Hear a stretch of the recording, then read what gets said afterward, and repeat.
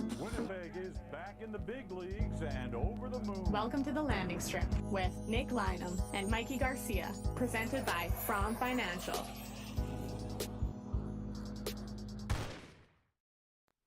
Welcome back to the Landing Strip, brought to you by From Financial. As tough week not to have internet at the new place, as we have the most jam-packed week of Jets news we've seen in some time. We're adjusting on the old camera angles too. We're gonna have to figure that one out. I'm seeing what it looks like now. But a lot of news to get to today. We'll briefly discuss the Carolina and Nick Ehlers return. We'll briefly discuss today's game. We'll get to the Hellbuck news, Lowry news, Brad Lambert news. We'll take your phone calls and get to the chat and talk about what you want to do. But first off, I'm not doing this alone. Mikey Garcia, how are you doing tonight, buddy? Happy to be back. Happy to be doing the show again. It's been a ridiculous week of news. Of course, everything goes off the one time we take a couple days to get you settled into the new place, get your internet all set up. And then all of a sudden the Jets go from, hey, maybe this will all be okay to, circling the drain in some people's eyes. So I'm excited to get into this. I'm excited to talk about it all. And yeah, this is, it's going to be interesting. It's going to be an interesting ride. All right, let's start with what was most recent, today's game. The Minnesota Wild shut out the Winnipeg Jets for a 3-0 victory. The Minnesota Wild's first win over the Jets in their last 10 games. So there's a streak that dies here. Jesper Wallstedt looked unbeatable. This was one of those games for me. At the second intermission, it felt like it was going to be impossible to get three to win this one. What was your big takeaways on the Jets versus Wild today? The offense is gone. Just dried up, Wallstedt was just an absolute beast in there. They threw everything they had at them, and they just couldn't solve Wallstedt today. It was frustrating to see them generate. Like, they were getting opportunities. They were throwing, like I said, everything they possibly could, and they ran into an absolutely hot goalie. So on top of all the other issues and things that we're going to get into, Wallstedt played out of his absolute mind today, and it was real obvious. Yeah, I'm going to go the direction some of the chat goes. Bax 9967 says scoring is going to be an issue all year for this team, and it will be the reason they miss the playoffs if they do. My big takeaways today, I think honestly, I'm not too down on where the teams looked at 5-on-5 versus Carolina and today versus Minnesota.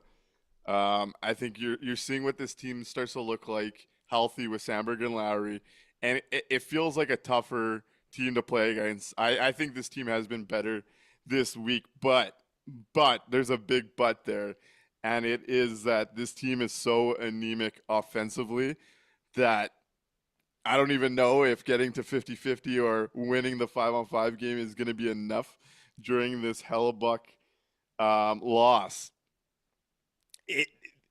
It was a game where I thought the Jets were the better team. They had the better chances. They didn't really give up much for Comrie, and I think if you're going to try and survive this as best as possible, I think this is what the game's going to look like for the Jets, except they're going to have to bury pucks. Yep. There's already a smaller margin for error when it comes to the drop-off in goaltending that we have seen. And tonight's a night where you can't put it on Eric Comrie. You didn't score a single goal. But I do think this is maybe a 1-0 game down the stretch with Connor Hellbuck in net. And it would be an awfully bad time not to get some goals going here. Yeah, this is not when you want to see the goals start drying up. I noticed a couple comments in the chat on YouTube there that the Jets, people are thinking the Jets didn't really generate anything today. And it's kind of not true. They, especially in terms of high danger chances, they generated quite a few, especially in that first period and throughout the course of the game. It's just that they weren't able to get the second opportunities off of those initial high danger chances, and the ones they did get in, Wallstedt was just there to put up an absolute stonewalling. So I don't want to say that they completely played poorly, right? We saw against the Carolina game and in this one, they were able to play a decent 5-on-5 game for parts of it. They just weren't able to find the back of the net.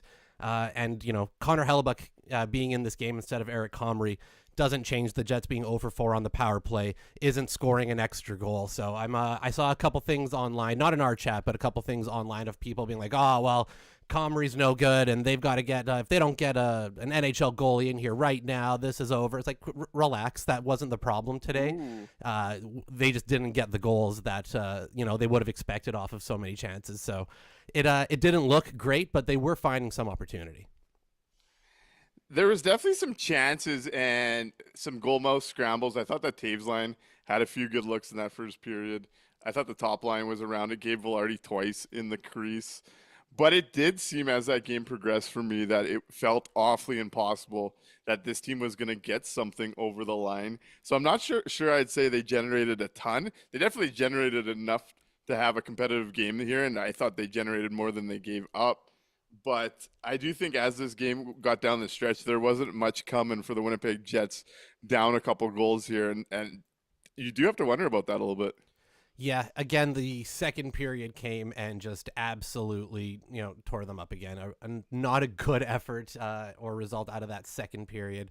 And they're going to have to figure out what's going on there and how we're going to fix that, because you can't keep putting yourself into a hole like that and trying to dig out in the third.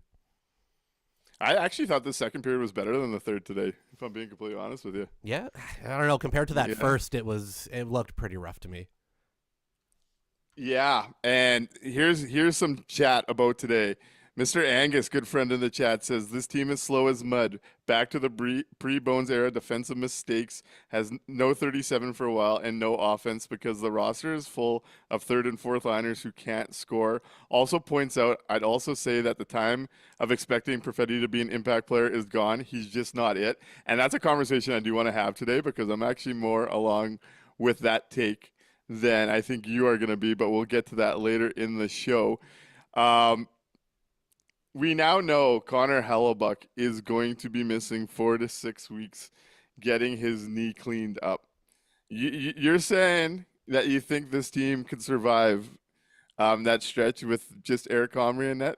Is that what I was hearing? Because I'm curious where you think this team's going to be when Connor Hellebuck gets healthy. Today's game. I just saw people reacting to it today's game saying that Comrie was the problem, and I don't see it that way with the way that today's game played out. We know Comrie can be fine in his limited amount of minutes, in his limited amount of starts. We know he can do that. He's not a starting goalie, though. He's not going to be able to carry you through playing starting minutes right across these 4 to 6 weeks if you plan on staying in contention. I just meant for today's game, I didn't see how, like I said, Connor Hellebuck being in there was going to keep the Jets going 0 for 4 on the power play and not scoring a single goal. Okay, so with the news, what's your first reaction? And what do you think the Jets' record does look like over a course of 4 to 6 weeks with this roster without Connor Hellebuck? Where is this team sitting when Connor Hellebuck gets back? Oh, see, here's where things are going to start to get a little bit choppy, right? The Jets system is so heavily dependent on Connor Hellebuck being Connor Hellebuck, not even just him, but him being that Vezina level type of guy to cover up those mistakes that, the Jets can be prone to defensively. If we're going to be going the full 4 to 6 weeks, say the full 6, without a significant improvement in the net, I don't expect a 500 record. I don't expect them to be in contention for top 3 in the Central anymore. They'll be lucky to be chasing a wild card spot at that point. They'll be absolutely fighting for it to sneak into one of those 2 wild card spots if we're going to be running this a tandem of Comrie and Milic, I guess. Like it's not a good look if the Jets want to stay contending right now. But again, I don't want it to be that it's Comrie's fault that they lost, that Comrie's the issue.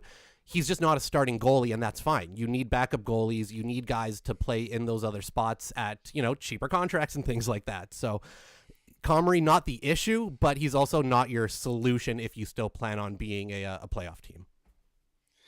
Yeah, so where I'm at is I don't think this team's going to be a 500 team over this 4 to 6 weeks.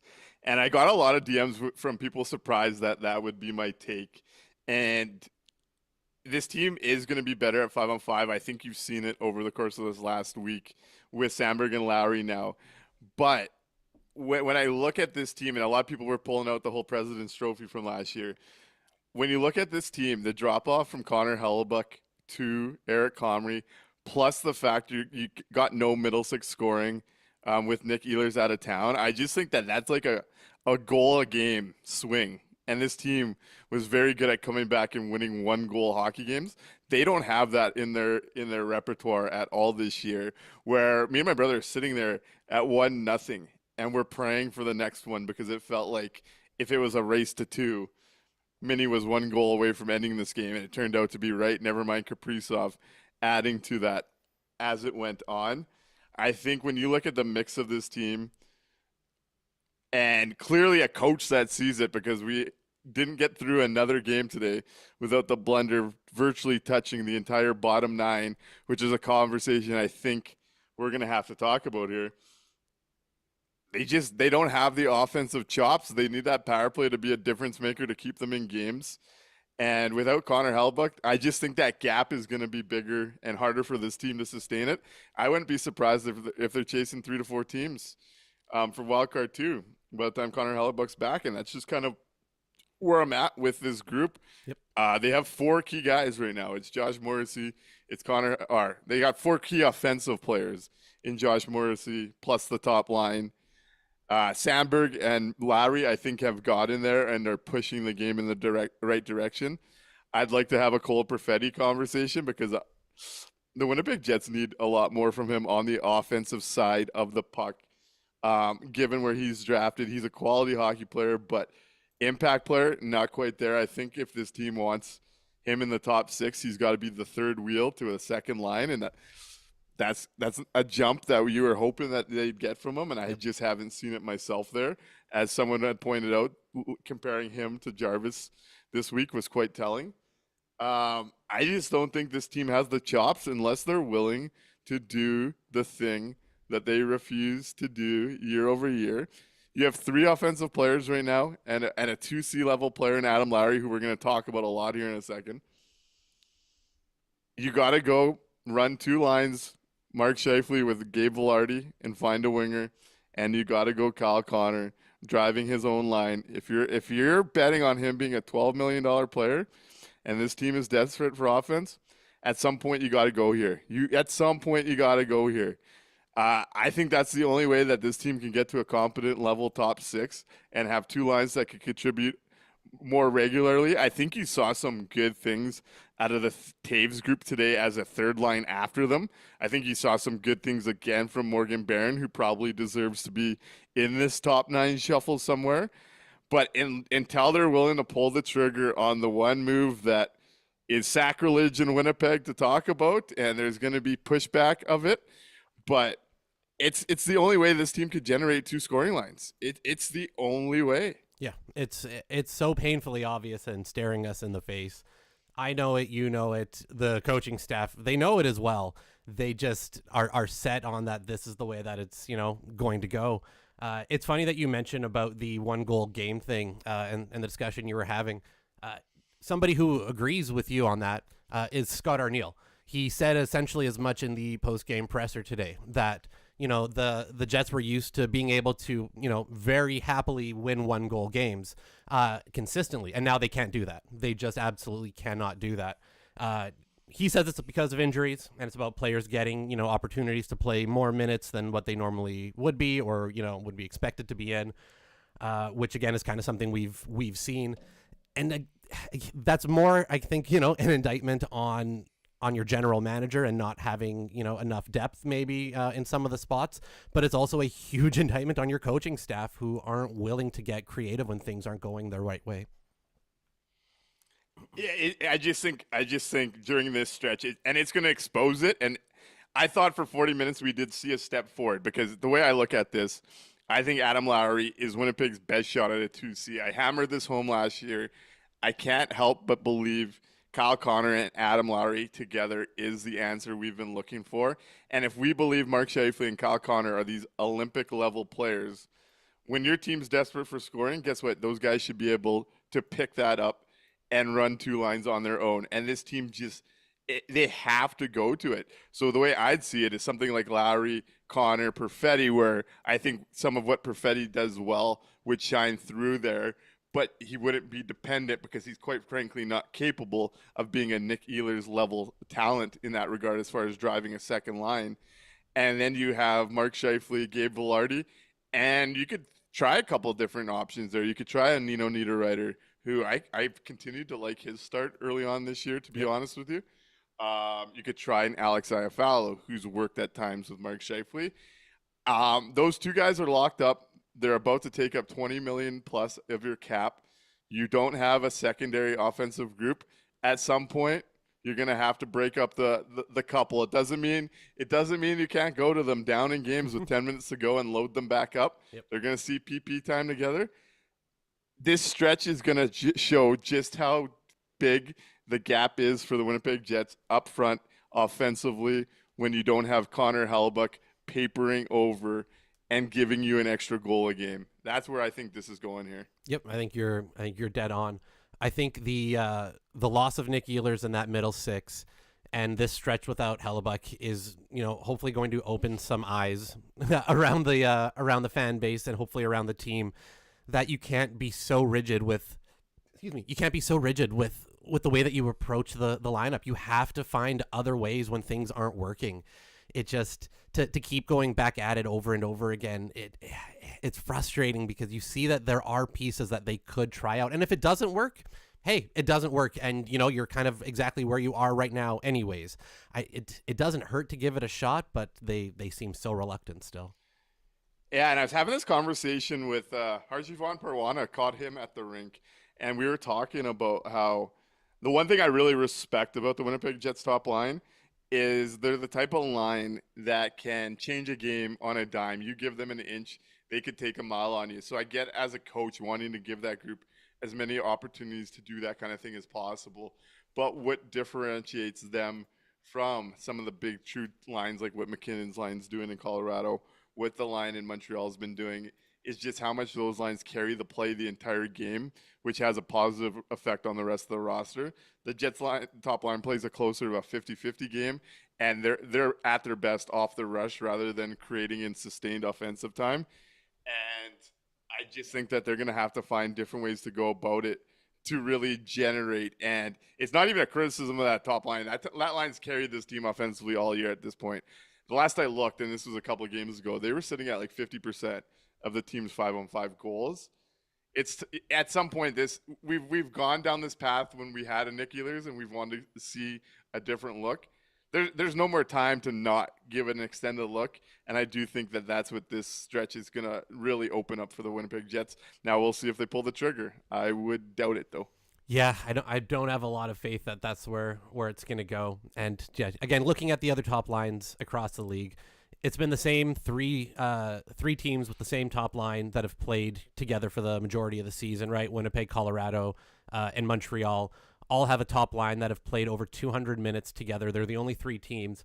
And again, the only difference being those two lines have a over 60% expected goals share. The Jets are looking below 50, right? Over 60 to below 50. Yeah, the top line hasn't been, like you said, they've been the only offense on so many of the nights. They just can't be the only set of offense every night. They can't handle that. Nobody can, right? It's not sustainable. They need a little bit of help. And if you're not going to do it by, having the players in the middle six that can, then you have to break it up. Then you've got to give them, the chance to do it throughout. Yeah. Over on YouTube, Back says it's got to be your second line. That I'm convinced that line could cook. We haven't seen it. I want to see a stretch of it. We haven't seen it yet. Yep. Mackie joins in and says it's over. Do you think it's over at this stage? Would you go that far, Mikey? It's Jover. I don't know if it's. I guess it depends on what your end goal is. Is this is your goal the same as last year? You want a first place finish and a President's Trophy? Then yeah, it's definitely over. That's not happening. I don't think anybody would deny that.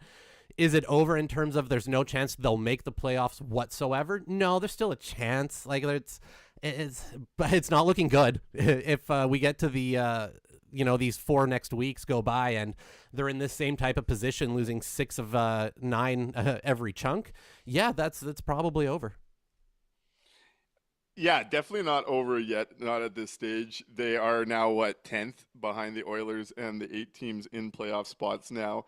I do think if they're sitting around 500 or less during this stretch, it's going to be a big ask for a team that does have the offensive struggles and the lack of firepower it does to climb that many teams in the second half of the schedule. So I do think this stretch could make or break the season to where we might be having that conversation in 4 to 6 weeks, depending what that looks like. Definitely not ready to go there just quite yet. As at Cranberry says, I'm worried, but it's not over yet. Yeah, if you look at in just straight points for like the wild card, they're technically sitting right just outside of it. If you look at the points percentage, they'd be the second wild card team. So that's kind of what they're trending at right now, is fighting for that, last wild card spot with, 3 to 4 other teams. That's kind of the position they find themselves in. And if Connor Hellebuyck gets back at any point, between that 4th and 6th week, that's going to be the ask. Can you, keep the Jets and get them to that second wild card spot and hold them there in the second half of the season? Over on Twitch, I see Huge Ass Vibes has joined the chat. Great job this week, by the way, buddy. Long November, December ahead of us, folks. Going to be interesting to see who will step up. Now at least all the Helly doubters can see how ass this team is without him. Yep. Today's game was a can't lose, but next game is a must win, in which Big Papa says it's a must lose. It's time for teams to tank for a top pick and sell off useless assets, in which Huge Ass Vibes says that's not how this works. Are we at the point where we're looking at the tank? I'm sure some people are. I'm sure some people are ready to hop on the tank, throw the helmet on, and start firing off. Is the team in that position? No, they're going to try to do everything they can to milk this as close to as close to a playoff spot as they humanly can. It just any playoff dates whatsoever for the team are so valuable. So no, they're definitely not. But if things keep going this way, say they don't bring in any extra help, say they don't, find some defensive help, they don't find any goaltending help, they're going to go these next 6 weeks with this group and tough it out. Oh boy, you might be looking at a something closer to a lottery pick than a wild card spot. Fat Tony 202 says Jets early in season, Jets winning on shooting and goaltending. This group, it's not sustainable. They are getting outplayed now, outplaying teams, but shooting and goaltending is not as good. Sky is falling. It's like luck matters. And I think that's part of it because, I think what this next stretch is going to tell us without Connor Hellebuyck is the true talent level of the group, to be quite honest. You do have everything but your goaltender out there. And so far, I think their game's trended up. So I'm not ready to pull the panic alarm there. I do just think the gap between Hellebuyck and Comrie and this team struggling to score is really hard for this current group to make up. But yeah, definitely not tank season, I'll tell you that. And that is out of the cards in Winnipeg anyways, if we're being honest. It would have to be a stealth. It would have to be a stealth tank where they genuinely just have a really bad year and get some lottery luck from the 10 to 15 range. That's the only way that's happening. Let's just be honest about it. Yep. And even in that scenario, they're not flipping any of their big name pieces for futures. God, no. Right? You may dump a pending UFA if you've got somebody that is, you think you can get a little bit of value out of. But for the most part, even in a quote unquote stealth tank or quick retool or whatever you want to call it, just because of a genuinely bad year, no big names are coming off the roster whatsoever. They're committed to this group, good or bad. I want to point out a comment from Palmerlane8924 on YouTube. They said it's also not helping that they're losing all these games in regulation, which means 0 points. Mm-hmm. They don't even have the firepower to claw out a point, and that can prove the difference. And that's so fucking true. The loser point makes a world of difference in a lot of these seedings, and the Jets aren't even able to get there right now, which definitely is not helping their positioning in the standings. Yeah, no, definitely. That's a great point. They haven't gotten any of those points, and those points have been getting handed out like candy so far Look at my this year. Habs, right? The only reason my Habs are Yeah. in the position that they're in is because every second game goes to OT, whether they win it or not. They're able to keep, collecting all these extra little points here and there. And yeah, if going back to that comment about luck, sometimes the Jets aren't even getting that little bit of luck to pick up those few points. So it's a big hole. It's a big ask. They're going to need Vezina and Hart Trophy Connor Hellebuck when he gets back to really kind of shut the door. We'll see if that's what happens. A few different spots I want to go to here. So let's dive around in the chat. The average Joe Hockey Report, not Jets related, but I'd like to give a shout out to my football coach and From Financials, Ozzy From, for being part of the Special Olympics Canada Team of the Year. Hell yeah. Great to see that. Congratulations to you as well. Great to see Ozzy being a part of that, and we're glad to be partners with them. Great shout out there. Al Camino says, let's go here next. Thoughts on Lambert, Nick? So we saw this week, part of the other news, Brad Lambert's camp has been given permission to seek a trade with other organizations. What was your reaction to the Brad Lambert news coming out this week? I was surprised but not shocked. Right? It wasn't something where I went, oh my God, I can't believe this happened. Makes sense. You've got a young player who maybe thinks they're not getting the opportunities that they should be, at the NHL level to kind of work through some of those kinks that they have in their game. So yeah, it's good on the team to allow the agent to go out there and see if there is a trade partner for him. On one hand, it might be a bit of a humbling experience, for the player and the agent to go out and find there's not a massive market for them. Or on the flip side, they could find that there are some interested parties, and it gets the legwork done for the Jets. So I honestly don't see it as a bad thing. I don't see it as, he's not a villain before everybody gets their fucking panties in a bunch. And oh my God, Brad Lambert wants out of Winnipeg. Nobody wants to be in Winnipeg. Everybody relax. That's not what's happening. Let's chill out. Those are old hurt feelings that we all have from the team leaving the first time. I get it. But yeah, I think this is actually fine. I think this is one of those good things because either the player ends up realizing that, hey, there's not really much of a market out there for me.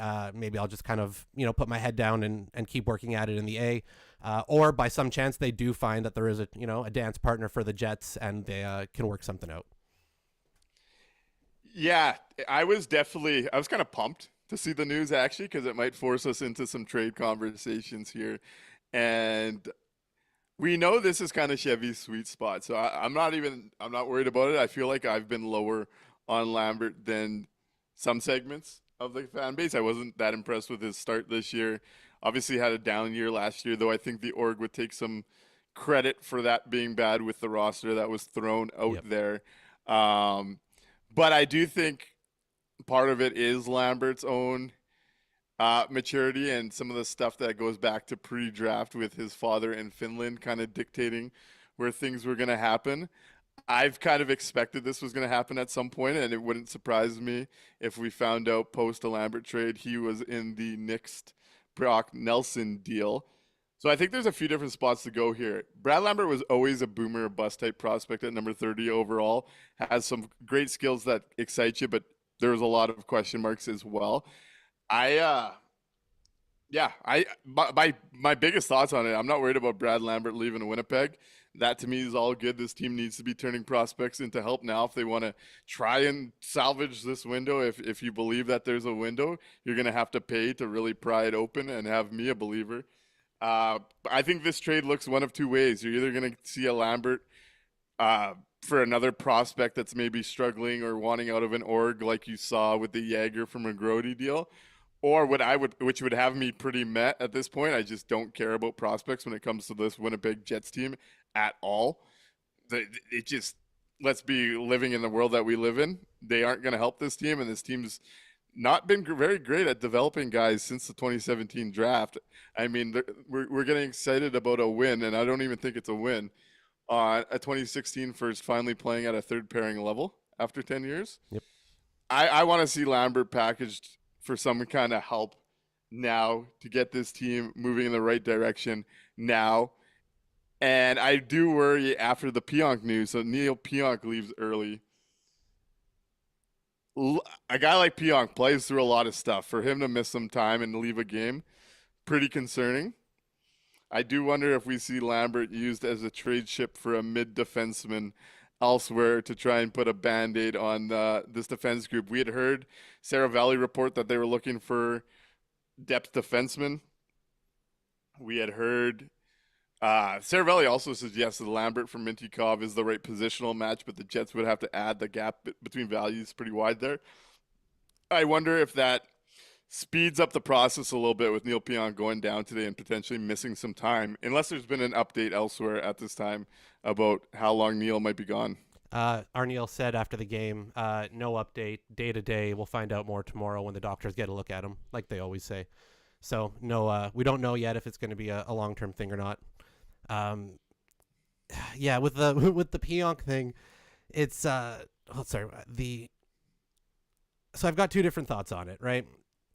On one hand, yeah, they may just go out and look to move Lambert right away for some type of middling depth defenseman that they can slide in there for a little while, which is the worst thing they could probably do, to be honest.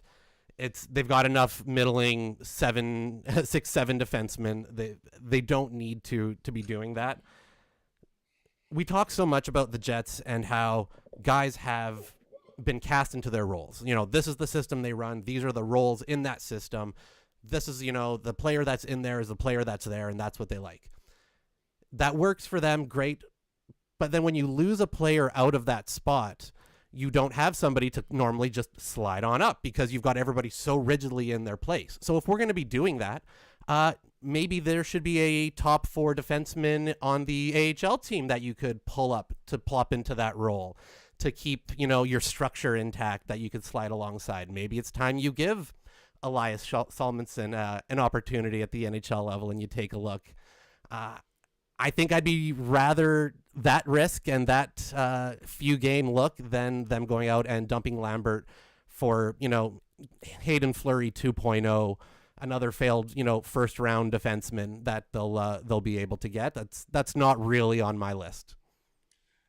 At Bax 9967 goes where I wanted to go and says Tyler Myers back to Winnipeg. I'd seen that the expectation is Vancouver pokes around on Lambert. The Twin Towers.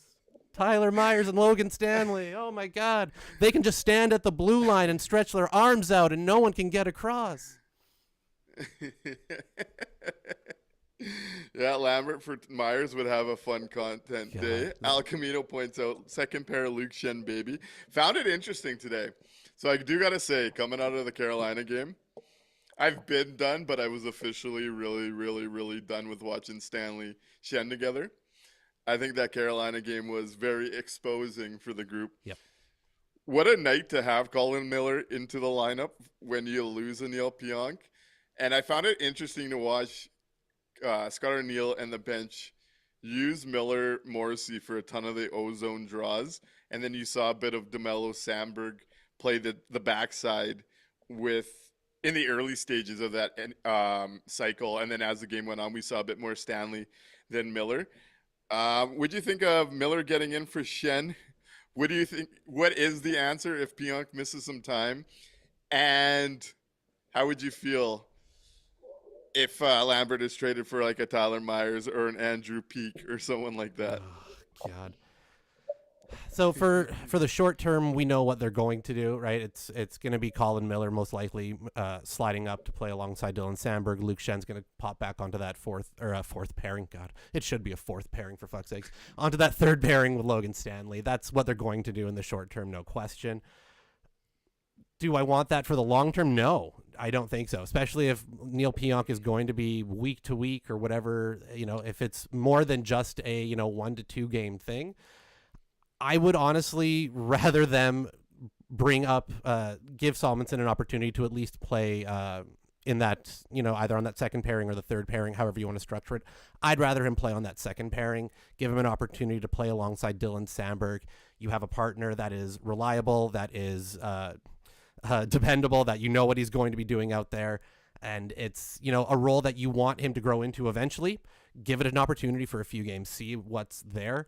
I don't want to see Tyler Myers back in a Jets jersey. I don't want to see Peak in a Jets jersey. I don't think they need that level of, like I said, they don't need another 6'7" defenseman. Not his height, because he is 6'7". They don't need that. They don't need another number 6 or a number 7 defenseman. They just don't. It's bad asset management. I know Lambert isn't giving you anything at the moment. I'm not saying he's some great value that you're going to get this amazing piece out of. I just don't think they need another bottom pairing defenseman at all right now. And to just do that, to bring one in for the sake of bringing it in, it's not worth it to me. Gilbert Marion asks, how about Fleury? If I'm not mistaken, he's out with a concussion, isn't he? Yes, he's still out with a concussion. And honestly, I wouldn't even want him to factor into this. No. I do think they need some help, but I will say this. I'm not nearly as panicked about potentially losing Neil Pionk for any length of time as I was Dylan Sandberg, because I do think Dylan Sandberg can prop up a Luke Schenn or a Colin Miller, and I think it'll be Luke Schenn with Dylan Sandberg, to be honest. I think Miller will play with Stanley. Just to help shelter as him. this week goes on.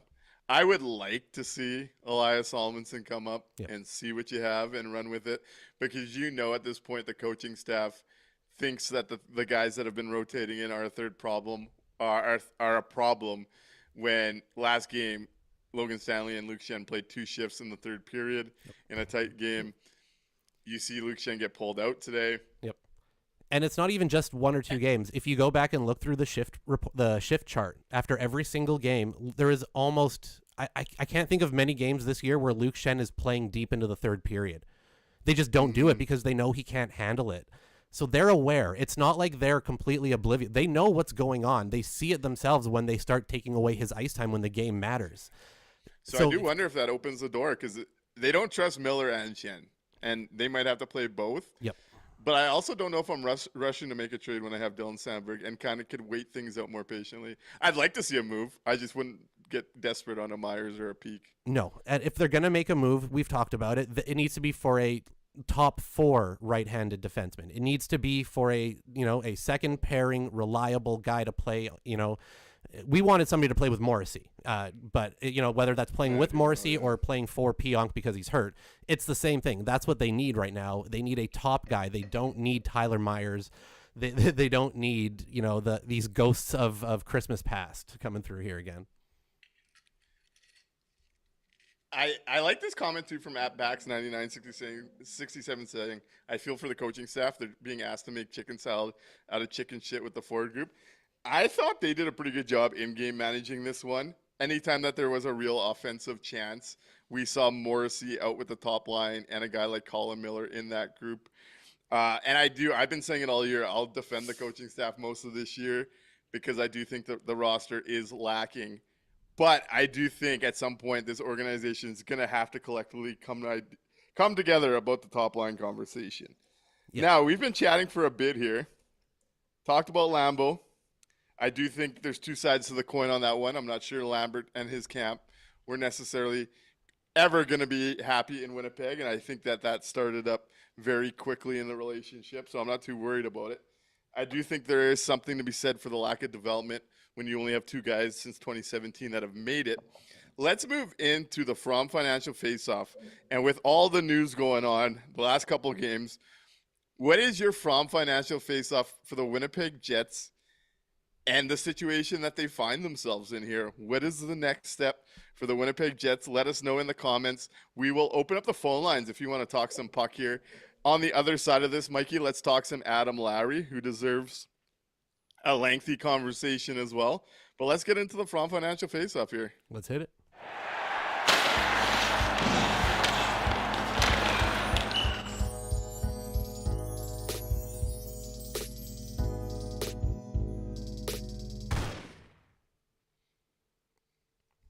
Right on. Right on, Mikey. Where would you start with this? So we've had a lot of storylines to start the year off here. We've seen some good, we've seen a lot of bad. For me, the biggest thing right now, looking at the overall group, is just how reliant they are on Connor Hellebuck. Not because Comrie was bad today, not because he was the problem and all these other things, but he is so dependent on, the team is so dependent on him cleaning up the mistakes. All the little things that happen throughout that, that we praise the team for and all of this, so much of it is balanced on the back of Connor Hellebuck and just the incredible level that he plays at game in and game out. And I think these next 4 to 6 weeks are going to be quite eye-opening in that aspect because they don't have an internal solution. They're not trading for a goalie. That's just something that's not going to be happening. They may, if somebody hits the waiver wire for whatever reason that is, has a little bit of some NHL staying power, they'll probably put a claim in. But for the most part, I think we're going to be seeing, this be the Comrie show for the next while. And while I've got nothing against Comrie, this isn't a thing negative on him. He's just going to be asked to do a lot that he's not really capable of, hasn't been able to handle in the past. And it's going to be eye-opening, I think. Yeah, I think that's obviously the big conversation around the team. I'll go with my From Financial Faceoff being... I'll go through the chat. I'll save mine because it'll be a good transition. Over on YouTube, Gilbert's From Financial Faceoff was the shorthanded goal, which this was back-to-back games where the top line or the top power play unit lets up a goal against on the shorthanded. I thought Morrissey and Perfetti kind of had the coverage on the back. I was most disappointed in this one on Kyle Connor. Felt that was a pretty lazy play. And to watch a team go down shorthanded and create a possession like that definitely shifts the game. And it made it that was the second goal, 2-0 game on the shorthanded goal. That felt like the backbreaker. So I like that one from Gilbert Marion. At Death by Honeydew says the lack of finishing is there from Financial Faceoff. Rob Somerville's is you don't truly realize how much Ehlers meant to the Jets. It was very evident on Friday night versus Carolina, and I'm gonna pat myself and maybe hurt myself there, patting myself on the back of the shoulder because I do think I was confidently someone that realized that. Yep. Yeah, we talked about it a lot. Al Camino says From Financial Faceoff with Chevy only working approximately 36 days a season for 15 years, finally coming back to haunt them. And did point out earlier that they've only drafted 2 centers and 1 right-handed D that have made the roster in 15 years, and now that's a bit of a problem. It's too bad Jacob Trouba's having a good time out in Anaheim right now. Hey, how nice would he look in that top 4? Him and Zellweger are looking real hot, hot. Choices TK's From Financial Faceoff is falling into bad habits. Example, Connor not showing any effort on the shorthanded goal. Down 37, need max effort from your key players. And I don't know, this is one of those ones. That play pissed me off, and I think you're right to point that out. This was a game where I did think that the Jets did take a step forward and did ramp it up. They didn't get the, moments or the clutch moment type plays, like the power play not converting, obviously frustrating, and letting one up the other way, obviously really freaking frustrating. Gabe Velarde on that bank not going in, and some of those goal mouth scrambles not finding a way in. What does the game look like if one of those does get in? Yep. I do think that the Jets played a genuinely pretty strong game in front of Hellebuck, but they almost have to be mistake-free, I think, is almost the difference, rather than maybe an effort thing. Yeah. Arneal was pissed in the post-game presser about the shorthanded goal again today, talking about how you can't get beat up the ice like that 2 games in a row. It's just completely unacceptable to let yourself, just get absolutely beat up the ice shorthanded like that. So, yeah, it's the mistakes, right? We've talked about it in quite a few games. It's been boneheaded mistakes. It's been those, the brain farts, the whatever you want to call them, that's been so costly. And I think that comes from fatigue. That comes from, again, playing above your station. Now, that's not an excuse for the top line guys. Maybe they're having to play a little bit, more minutes and things like that, but they're playing in the same situations that they always have. But for the rest of the roster, they're all having to play well above their station, and it's starting to wear on them in the form of, those just boneheaded mistakes. Over on YouTube, keeping the From Financial Faceoffs going, at Palmerlane 8924 says From Financial Faceoff is thinking that adding 3 30-plus-year-old bottom 6 players was going to be the answer. Yep. a lot of truth in that one. Yep. Matty Wynn says, From Financial Faceoff, now more than ever, the specialty teams needs to step up on both ends of the ice.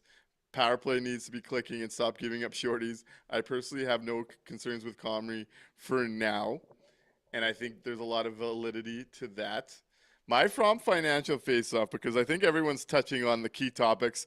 There's no need for me to add on to it. My From Financial face-off is going to be the Adam Lowry difference. Let's talk about Adam Lowry for a second here as the captain, the culture carrier, the one that deserves a ton of credit along with Rick Bowness and Scott Arniel for turning around the Blake Wheeler ship within a year. Adam Lowry signs up to be the latest Jet for life, signing a 5-year, $5 million deal, tying him to Winnipeg until he's, 38 years old? Yep. I can't imagine he plays much past that, No. given his play style, if he gets there. What was your reaction to the Adam Lowry contract extension? And how did you feel about the length, the term, and the total cost of it all? I think they nailed it. I think this was right in line with kind of where you wanted to be. Any higher on the AAV, and I'd start side eyeing it a little bit and not have been too happy. It's not it's nowhere near being a cap breaker. It's nothing that's going to destroy your future, but any higher on the AAV and I would have started to gone a little bit like, guys, come on. So I think, it's a fair price for the player, for the, what you get from Adam Lowry. Like you said, not just on the ice, but the way that the culture has shifted with him being the captain is absolutely worth that money. He's one of the, longest tenured Jets. He's going to be here his entire career for the, most likely scenario. 5 years was the right amount of term. The AAV was right. I was happy overall. It got done the way I kind of thought it was going to get done. We talked about it before the season that they'll get it signed sometime within the season. I thought it would probably be, maybe a little closer to the Christmas break, but they got it finished up now. No complaints whatsoever out of me on this one.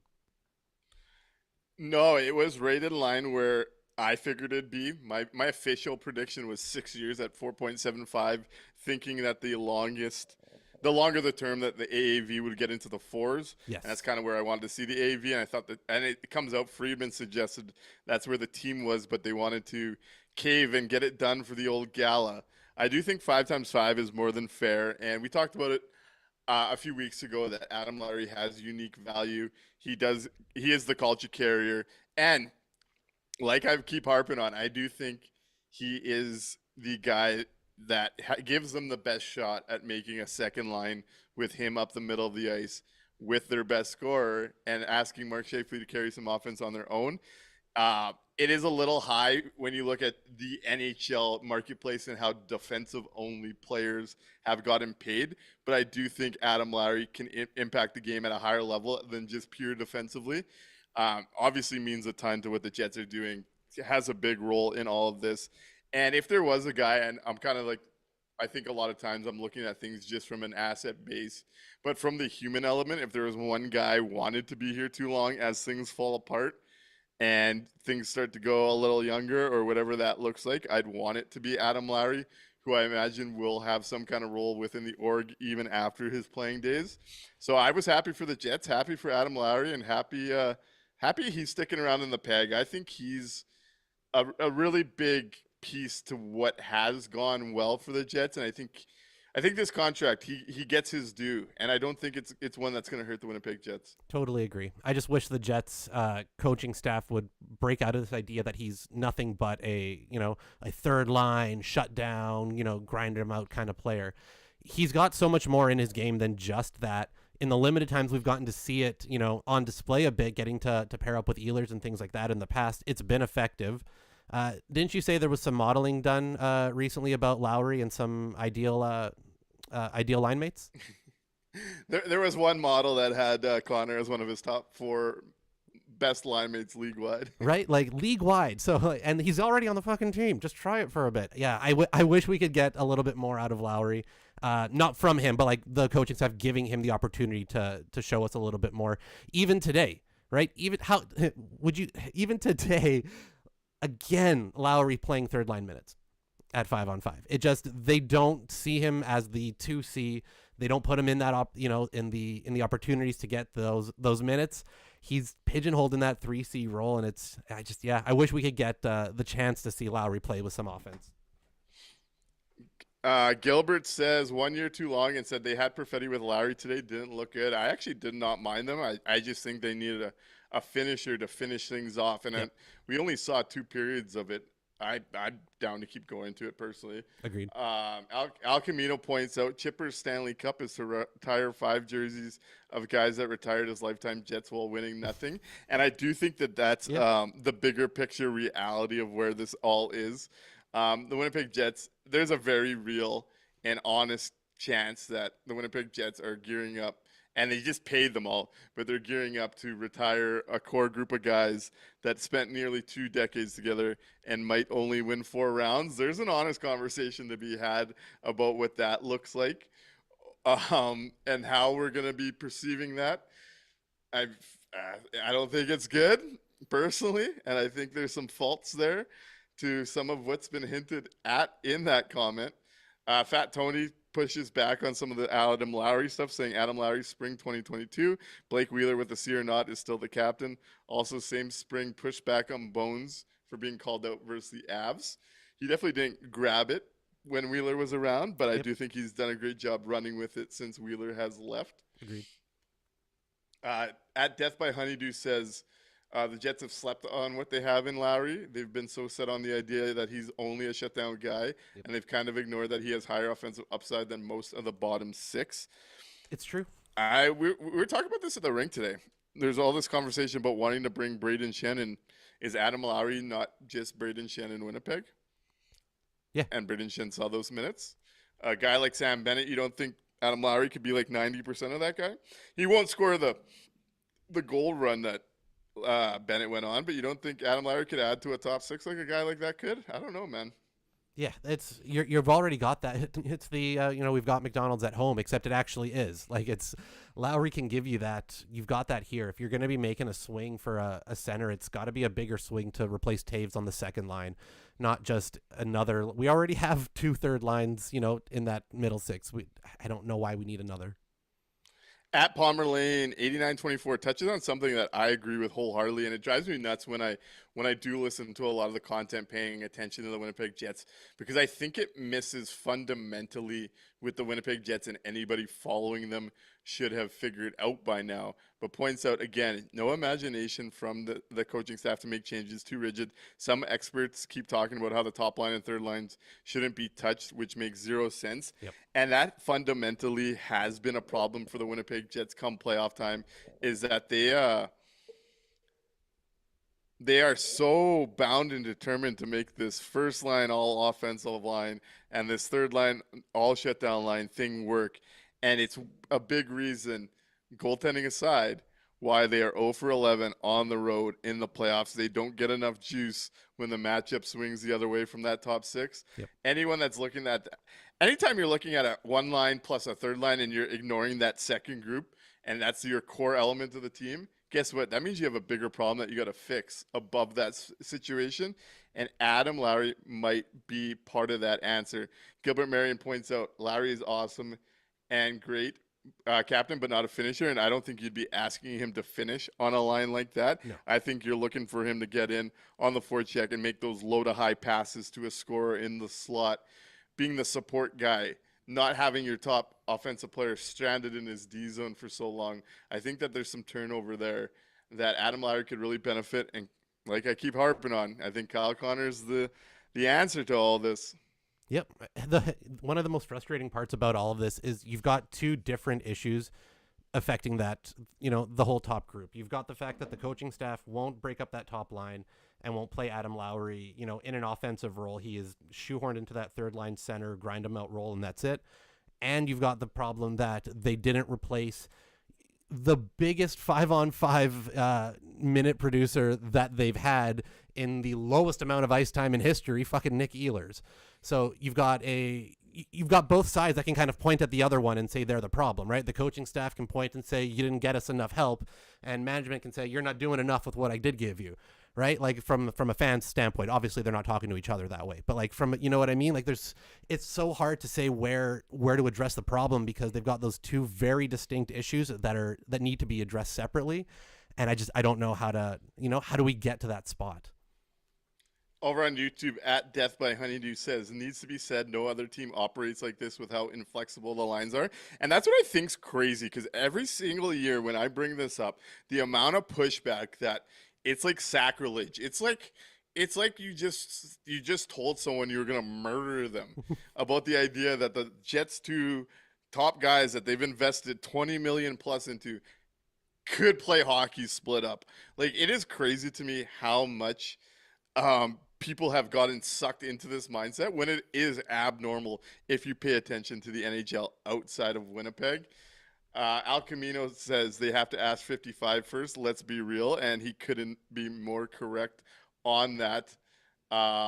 Gilbert Marion's also willing to settle on Velarde with Lowry if that's what it takes. Sure. If it works, it works. I'd be willing to try it out. It just, no other team operates like this. We had a full season last year of, everybody in Winnipeg hearing how the Jets have the best first line, the best number one line in the league, the best, oh my God, they've scored the most goals. They're the number one top line, without ever taking half of a step back and going, okay, but like, are they first in any other category outside of pure points? No. They've played twice as many minutes together than any other line. Oh yeah, that kind of makes sense then, right? It just, it shouldn't be sacrilegious to say, hey, let's try a slightly different lineup. But yeah, people get up in arms over it. A late from Financial Faceoff from Kevin that makes some sense. Kevin Kowalik over on YouTube says, now more than ever, you'll see the fruits of Helly papering over the roster. Lineup deficiencies for the better part of a decade. I just feel bad for comms. And hey, The good in all this is it could be an eye opener that maybe forces some hands. Is that the optimism right now? That's the optimism. I'm going to say you're going to need a whole lot of hopium if you're going to be preying on that one. I don't know if people are going to really come to the conclusion that, because we should know it already, right? It's not like this is the first time it's happened. This is not like it's a new. We have seen what they look like with, any type of stretch where there's no Connor Hellebuck, and it's not good. We've seen go back to last season. What did the Jets power play look like without Nick Ehlers? What did we've seen it. We know it shouldn't be surprising at this point. So I think for the people who are already in the mindset of, we didn't need Ehlers. He was useless. He was too small. He fell down in the playoffs. Or Hellebuck doesn't really do much. It's all a system. He's a system. Those people they're not going to, this won't change their mind. You know what I mean? I'm just hoping that we can weather the storm at this point more than anything. Yeah, I've already gotten on T-Will. He thinks that the Jets will not miss a beat from Comrie to Hellebuck. Oh boy. Again, Comrie he's not a bad player. He's not a bad goalie. He can do well in his limited spots. He's just not a starter that can go out every game and give you what Connor Hellebuck, who is your literal MVP of the league, what he gives you. It's just it's crazy to me. It is crazy. It is crazy. Let's move on with this show. Is there any big topic I missed here? Do we get everybody? I think, right? We've got the contract stuff. We've got the the Hellebuck stuff. Do you think right now, say the Pionk thing is week to week, say it's a 4-week thing kind of deal? Apparently Arniel said day to day today. I listened to the post game. He said right now we'll say it's day to day, but we don't know anything until the doctor sees him tomorrow. I think again that's just Arniel's standard answer of we don't know until the doctor tomorrow. So if worst case scenario, say he is gone a few weeks, are you hitting that trade market right away to try to salvage the next 4 weeks, or do you just go with in-house and pray? Because I don't value Neil Pionk as far as a lot of people do. Yep. I think Dylan Sandberg could carry a pair on his own, and I would go with Elias Salmonson beside him and throwing him into that fire and seeing what you get out of it. Yes. I really would. Let's If go. it doesn't work out, he gets sent back to the Moose team and has a better taste of what that role is going to look like for him at some point. Yep. But if there's room here and you have a guy like Dylan Sandberg that I really trust, that's where I'm going. Yep. I actually 100% in agreement with you on this one. That's the exact route that I'd be taking too. We'll see what happens. But yeah, it might not end up being that long. He may just be a game or two. But it's an interesting spot for them to be in right now. At Palmer Lane points out, I think if you don't go with Salo, he could be next to ask for a trade. And who's to say that might not happen down the line here? Yep. Look, as long as Salo doesn't goes there. How about Perfetti? Underwhelming. Where are you at with Cole Perfetti? You're a super fan. Yep. Let's talk about Cole Perfetti. So I'm not worried. So first off, he hasn't been an impact player. He has not been the answer to the middle six. He has not been the Jonathan Taves whisperer that we were all kind of hoping for, or at least I was hoping for. However, I'm not worried yet. I'm not ready to write off his season or write off his ability to be an impact player in that middle six. He's 7 games in. He's 7 games in after an injury that that kept him out from the beginning of the season. I'm still gonna give him the time and the runway. I was wanting him to, I like everybody. I wanted him to be able to step right back into the lineup and pick up where he finished, the end of last year. I wanted to see that, Prickfetti, 30-goal pace that, we started to enjoy going into. It hasn't been there to the start. It was the same as last year. It was a real slow start, but I liked the things he was doing kind of overall. He was getting himself into into good positions. He was trying to find a little bit of chemistry with the Oilers then. I'm hoping that they can. I actually kind of liked him alongside Lowry. I would be okay if they kept that as the pairing for right now. I would rather them be getting some more minutes 5-on-5 than the Jonathan Taves line, but that's maybe nitpicky at this point. But yeah, I'm not ready to write him off. I think he still has the opportunity to pull this around and be the player that the Jets need, because they do. They need that. They need an extra 30-goal pace in that middle six, and he's their best opportunity to get that from somebody in house. It needs to be sooner rather than later. I think there's 2 different ways to go about this convo, and I see both sides of it. So I'm going to start with YouTube and move back to Twitch, in which Turd Ferguson says, "Is Perfetti back from injury yet? Haven't seen or heard his name yet." Gilbert Marion says he's not creating his foot speed. Fat Tony 202 says Cole leads all Jets in underlying numbers. Give him a score. Yep. So I think a few things are true here when it comes to Cole Perfetti. I think there's areas of the game he plays real well. I think defensively he's sound. I think he's a smart hockey player, but I do think the foot speed thing hurts him from taking a step to being a truly impact driver on the offensive side of the puck. Another thing that's true, though, and this is when people tend to sour on players, and it's the reverse on hot streaks. In Cole Perfetti's minutes right now, the Jets have only gotten an on-ice shooting percentage of 2.4, and they've only gotten a save percentage of 87.8. Good for a 90% PDO. So at some point here, tides are going to turn for Cole Perfetti, and we're going to see a bit of a heater, and everyone's going to be like, uh-oh, the breakout's here. This is just kind of how it works over the course of the year. I do think in an ideal world, and I said this earlier, that I do think for a guy that we've put on a bit of a pedestal as the top U24 in Winnipeg, a top 10 pick, I do think that the offensive side of the game needs to take a real step for the Winnipeg Jets to take a step or be similar where they were last year. I do think there's areas of his game that are strong for a player of his age. I think he's at this stage is a stable top 6 player. I don't think he's a top 6 driver. I think he's one piece of a quality second line that you're going to have to piece together here. And again, I think that answer is Adam Lowry and Kyle Connor. I really do. Yep, I totally agree. So for the people who are kind of are tuning in for that spot there, right? What Nick is saying is when Perfetti's, when that line's been on the ice, when he's out there, the Jets have no shooting percentage. They are getting absolutely nothing through. And then on the flip side, they're getting no saves whatsoever as well, right? So it looks real bad in a just pure numbers, box score type of scenario. But again, we talked about it in other spots. Take that half a step back and kind of take a look at the situations overall. He's putting himself in good positions. He is very sound defensively. How often do you hear this, 24-year-old is great defensively, but, could use a little work offensively, right? It's always the opposite. It's always, he can score, but if he can't play defense, you can't have him in the lineup. He's a liability, all this stuff. So Perfetti's got the defensive side of the game fairly down. He's getting himself into good positions. Like you said, the luck side of it is just not hitting. And when that regresses back to the mean, when that kind of all balances back out like things do over an 82-game season, you're going to see that bunch scoring start to come through for him. And like you said, that's when, the breakout is here. Everything's back. It's all good. It's the thing I like about Perfetti that, brought me around, especially last year, to being a big fan of his, is just the consistent way that he plays, right? It's very consistent. He's getting himself into those spots. They're doing the right things, and the offense is going to come. The goals and everything are going to start going in. It just has to, like I said, it'd be nice if it was sooner rather than later.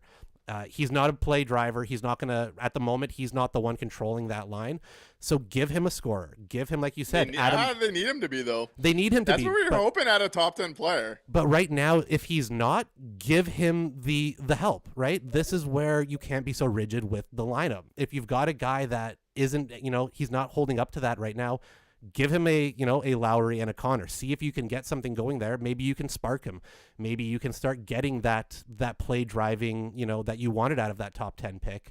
And if not, well, then at least you've got maybe a trio that is going to get some offense overall to keep going back and not just giving it any shot like that is where I think the team is kind of, like I said, it's both, right? It's not just him, it's also the team. So if you can give him some help now and maybe reap the rewards later, I think that's better than just hoping he figures it out by himself. Over on YouTube, Bax9967 says, dude is in PDO hell right now. Gilbert Marion points out the only positive is the new contract won't be big. I'm just saying, I would start going on the old websites and start betting Cole Perfetti anytime points, because when that luck turns, you're likely going to see a bit of a heater. Yep. Just how that tends to go.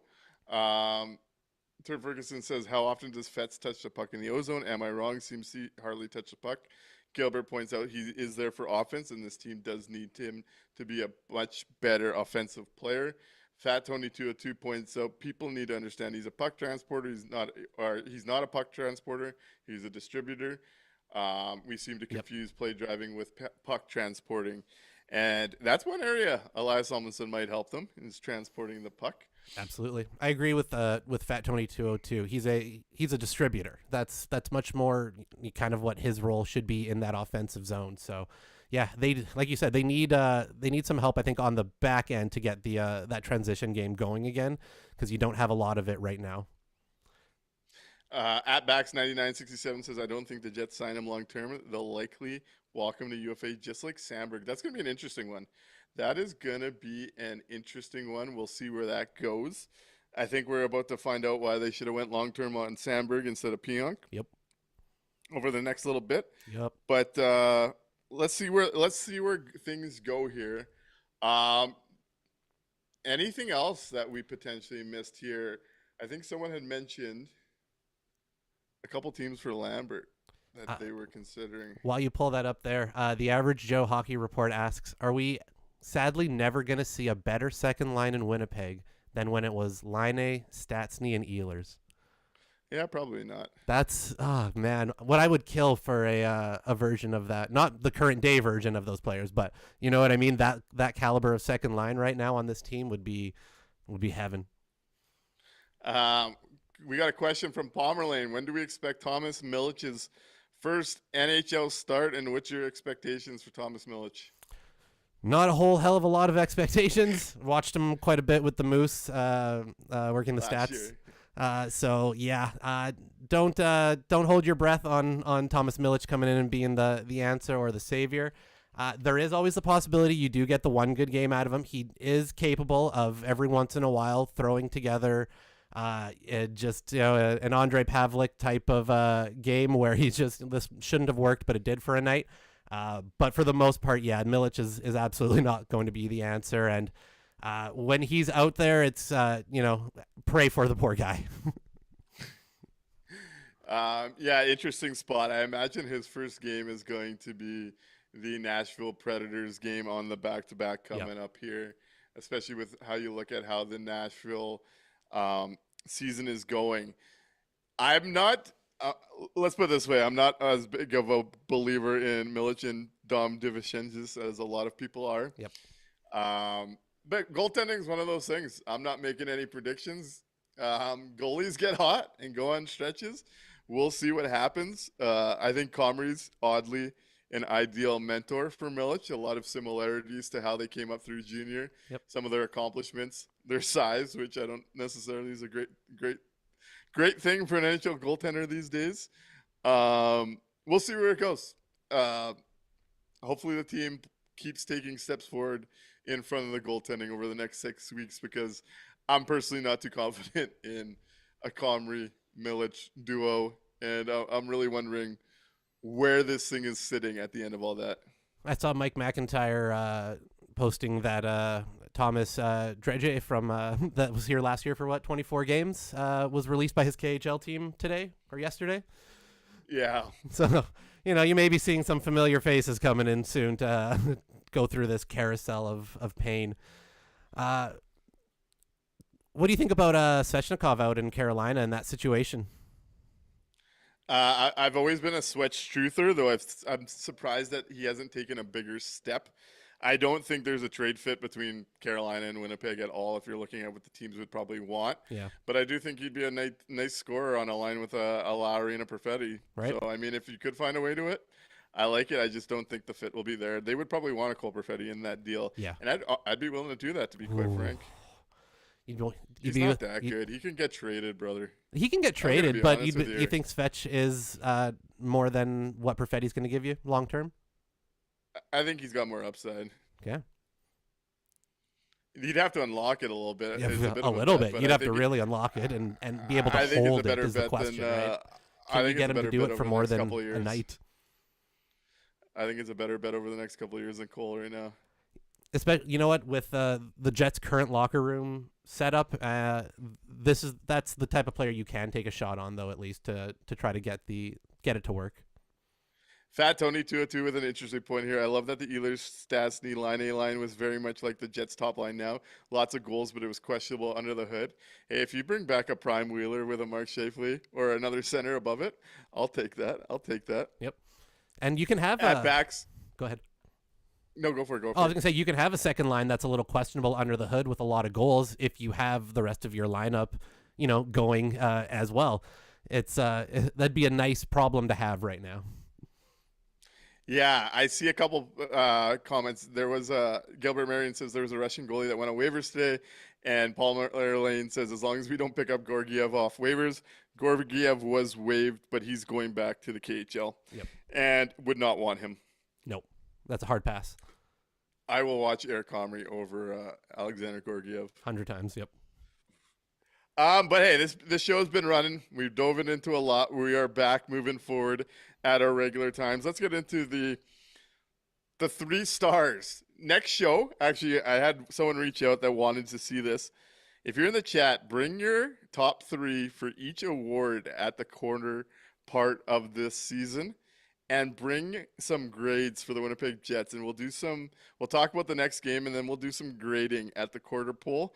And we'll do some awards talk at the quarter pole. So that's what we'll look at for the next game, as I've had a few people reach out wanting to do an episode kind of like that. Hell yeah. But let's get into the 3 stars for the Winnipeg Jets versus who they play today? Minnesota. Minnesota. That's it.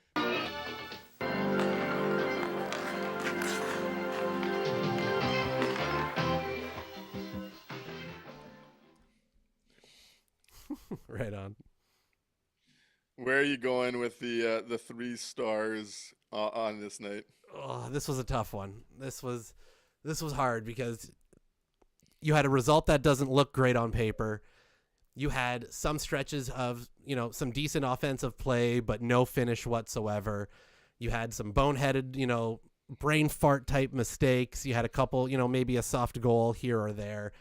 It was just a bit of a mess all the way through. So for my 3 stars, I decided to go with, for my 3rd star, I'm going to, man, this is tough. I'm going to go Adam Lowry at my 3rd star.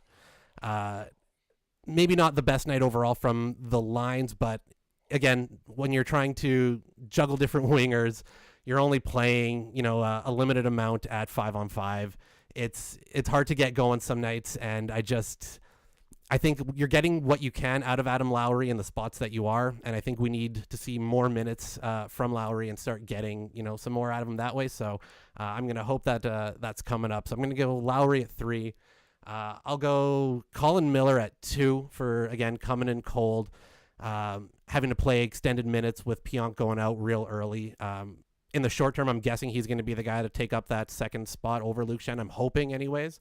So I'm gonna go Miller at 2, and then number 1. I hate giving it to the other team on any player ever, but I'm gonna do it today. I'm gonna go Kaprizov.